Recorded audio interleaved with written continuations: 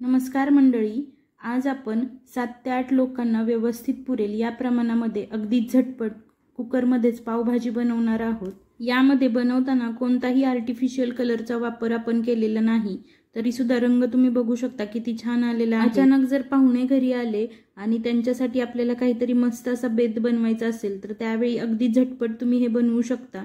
चवीला सुद्धा खूप छान लागतं, पाहुणे अगदी खुश होऊन जातील। अगदी 15 ते 20 मिनिटांमध्ये कुकरमध्येच ही पावभाजी बनवून तयार होते। चला तर मग सुरुवात करूयात। त्यासाठी कुकरमध्ये मी 2 चमचे तेल घेतलेलं आहे आणि 1 मोठा चमचा बटर घेतलेला आहे। पावभाजी करतोय तर बटर वापरायला अजिबात कंजूसी करायची नाही। भरपूर असं बटर वापरून जर पावभाजी केली तर त्याला चव सुद्धा खूप छान येते। आता यामध्ये 4 मीडियम साईजचे कांदे बारीक चिरून घातलेले आहेत। वजनी प्रमाणात म्हणाल तर हे कांदे बरोबर 200 ते 230 ग्रॅम एवढे आहेत। हा कांदा चांगला मऊ होईपर्यंत परतून घ्यायचा। तोपर्यंत तुम्ही जर माझ्या YouTube चॅनलवर नवीन असाल तर अशाच नवनवीन रेसिपीज अगदी प्रमाणबद्ध पाहण्यासाठी प्रियंका घरमळकर या YouTube चॅनलला सबस्क्राइब करा। फेसबुक आणि इंस्टाग्रामवरती सुद्धा फॉलो करा। बघू शकता अगदी 4 ते 5 मिनिटांमध्येच कांदा व्यवस्थित असा मऊ झालेला आहे। आता यामध्ये 1 मोठा चमचा भरून आलं आणि लसूणची पेस्ट घालून घ्यायची। मिनिटभरासाठी आलं आणि लसूण बटर आणि तेलामध्ये चांगलं परतून घ्यायचं, त्यामुळे त्याचा कच्चा वास पूर्णपणे निघून जातो। आलं लसूण पेस्ट चांगली परतून झाल्यानंतर यामध्ये टोमॅटो घालायचे आहेत।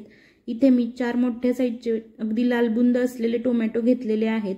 बारीक चिरून हे टोमॅटो मी घेतले, तुम्ही हवं तर याची मिक्सरमधून प्युरी करून घेतलीत तरी सुद्धा चालेल। वजनी प्रमाणात हे टोमॅटो बरोबर 150 ते 170 ग्रॅम आहेत। त्यानंतर टोमॅटो चांगला परतला जावा यासाठी मी इथे मीठ घातलेलं आहे।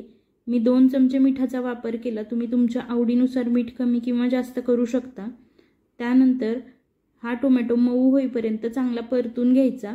सगळ्या पावभाजीसाठी लागणारं मीठ मी एकत्रच घालून घेतलेलं आहे। आता नंतर मी मिठाचा वापर करणार नाही। बघू शकता अगदी 3 ते 4 मिनिटांमध्येच टोमॅटो अगदी मऊ झालेले आहेत। पावभाजीसाठी लागणारे सर्व साहित्य मी डिस्क्रिप्शन बॉक्समध्ये अगदी वजनी प्रमाणामध्ये दिलेलं आहे, नक्की जाऊन बघा। त्यानंतर यामध्ये मसाले घालूयात। मसाल्यांमध्ये 1 चमचा काश्मीरी रेड चिली पावडर, 1 चमचा धने पावडर आणि 2 मोठे चमचे पावभाजी मसाला घातलेला आहे। काश्मीरी रेड चिली पावडरमुळे भाजीला कलर खूप छान येतो, त्यामुळे मी काश्मीरी रेड चिली पावडर वापरली। तुम्ही हवं तर लाल तिखट जे तिखटपणाला जास्त असतं ते वापरलं तरी सुद्धा चालेल। माझा मुलगा जास्त तिखट खात नाही, त्यामुळे मी फक्त कलरवालं लाल तिखट वापरलं। हे मसाले सुद्धा मिनिटभरासाठी चांगले परतून घ्यायचे। मसाले परतताना मंद गॅसवर परतायचे, त्यामुळे ते करपणार नाहीत। बघू शकता कलर आत्ताच किती छान आलेला आहे। त्यानंतर आता यामध्ये भाज्या घालून घेऊयात। भाज्यांमध्ये 250 ग्राम फ्लॉवर घेऊन मी चांगला कट करून घेतला। बघू शकता असे मोठे तुकडे केलेले आहेत। मार्केटमधून फ्लॉवर घेताना तो देठासहित वजन केला होता, त्यामुळे तो 250 ग्रॅम भरला। फ्लॉवरचे तुकडे करून ते स्वच्छ असे पाण्यामध्ये धुवून घेतलेले आहेत। त्यानंतर 1 मीडियम साईजचं बीटरूट घेतलं, त्याची साल काढून असे छोटे तुकडे करून घेतलेले आहेत। हे बीटरूट सुद्धा यामध्ये घालायचं। बीटरूटमुळे पावभाजीला कलर खूप छान येतो, त्यामुळे कोणताही आर्टिफिशियल कलर वापरायची गरज लागत नाही। त्यानंतर 4 मीडियम साईजचे बटाटे घेतलेले आहेत। बटाटे साल काढून त्याचे तुकडे करून घेतले।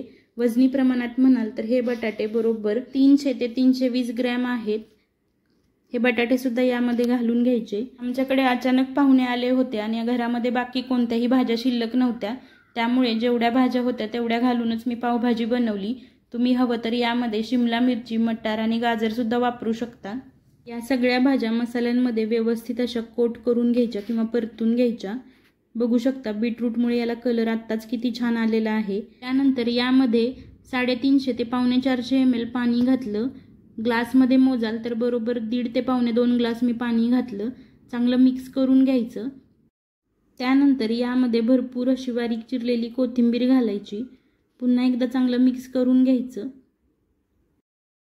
त्यानंतर या पाण्याला उकळी आली की झाकण लावून 3 ते 4 कुकरच्या शिट्ट्या करून घ्यायच्या, किंवा तुमच्या कुकरला कमी शिट्ट्या लागत असतील तर कमी केल्यात तरी सुद्धा चालतील, पण ह्या भाज्या व्यवस्थित अशा शिजल्या गेल्या पाहिजेत।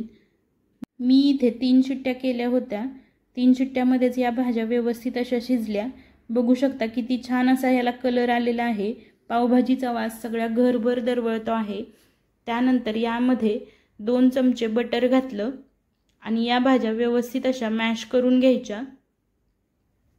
आपण यामध्ये कोणताही आर्टिफिशियल कलर वापरलेला नाही, तरी सुद्धा याला कलर किती छान आलेला आहे तुम्ही बघू शकता। मॅश करून झाल्यानंतर सुद्धा यामध्ये 1 चमचाभर बटर घालायचं। बटरमुळे पावभाजीला चव खूप छान येते। चांगलं मिक्स करून घ्यायचं। बघू शकता किती छान याची कन्सिस्टन्सी आलेली आहे। आपण याला अजून उकळून घेणार आहोत, त्यामुळे अजून हे थोडंसं दाटसर होणार आहे। या स्टेजला तुम्ही मीठ टेस्ट करून बघू शकता, कमी असेल तर ॲड करू शकता किंवा पावभाजी मसाल्याची क्वांटिटी सुद्धा तुम्हाला जर कमी वाटत असेल तर अर्धा ते 1 चमचा पावभाजी मसाला तुम्ही वरून घातलात तरी सुद्धा चालेल। 2 ते 3 मिनिट ही पावभाजी अशीच उकळून घ्यायची, थोडीशी मध्ये मध्ये मिक्स करत राहायचं। याची कन्सिस्टन्सी तुम्ही बघू शकता, आता थोडीशी दाटसर झालेली आहे। अगदी परफेक्ट टेक्स्चर आलेलं आहे पावभाजीचं। अशा प्रकारे 7 ते 8 लोकांना अगदी आरामात पुरेल एवढ्या प्रमाणामध्ये आपण पावभाजी बनवली। एकदम परफेक्ट प्रमाण आहे, तुम्ही सुद्धा नक्की बनवू शकता। अगदी झटपट बनवून तयार होते। 20 ते 25 मिनिट हे बनायला खूप झालं। चला आता ही भाजी सर्व करूया। पावभाजीच्या प्लेटमध्ये तोंडी लावण्यासाठी कांदा आणि कोथिंबीर घेतलेला आहे। मस्त पावभाजी सर्व करायची। त्यामध्ये चमचाभर बटर घालायचं, त्यावरती 1 चीज क्यूब किसून घालायचा। चीज घालणे पूर्णपणे ऑप्शनल आहे, पण चवीला खूप छान लागतं। घरी आम्हाला सर्वांना आवडतं, त्यामुळे मी घालत आहे। त्यानंतर बटरमध्ये मस्त गरमागरम भाजलेले पाव, आहाहा काय बेत झालेला आहे। बघूनच तोंडाला पाणी सुटलेलं आहे। माझा मुलगा कधीपासून मागं लागलाय, आई पटकन दे खायला, पटकन दे खायला, पण मला शूट करायचं होतं त्यामुळे मी त्याला लवकर दिलं नाही। अगदी 20 ते 25 मिनिटांमध्ये तयार होणारी पावभाजीची रेसिपी तुम्हाला कशी वाटली हे मला कमेंट करून नक्की सांगा। आता यामधला 1 घास तुम्ही सुद्धा खा आणि माझ्या यूट्यूब चॅनलला सबस्क्राईब करायला अजिबात विसरू नका।